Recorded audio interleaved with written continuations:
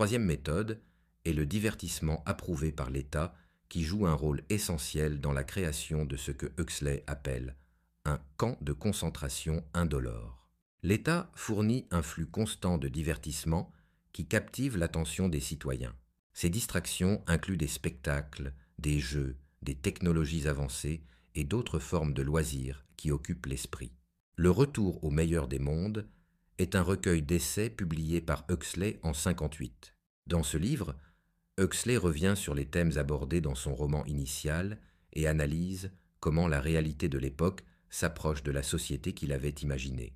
Il explore des sujets tels que la surpopulation, la propagande, le conditionnement mental et les menaces sur la liberté individuelle en les confrontant aux avancées scientifiques et sociales de son temps. Dans ce livre, Huxley se demande également comment les classes dirigeantes et l'industrie pharmaceutique pourraient amener les individus à prendre volontairement des drogues qui influenceraient leur façon de penser, de ressentir et de se comporter. Il souligne que la force ou la coercition ne serait pas nécessaire pour atteindre cet objectif. Pour lui, il suffira simplement de rendre les pilules disponibles.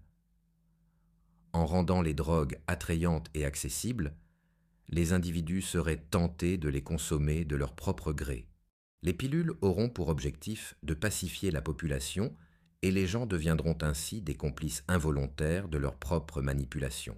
Aujourd'hui, plusieurs parallèles peuvent être établis entre la société moderne et la dystopie imaginée par Huxley. Pour Huxley, une société qui privilégie le confort matériel et les plaisirs immédiats au détriment des responsabilités risque inévitablement de sacrifier ses libertés fondamentales. Il explique qu'en échange d'un peu de confort et de plaisir, beaucoup seraient amenés à abandonner leur liberté.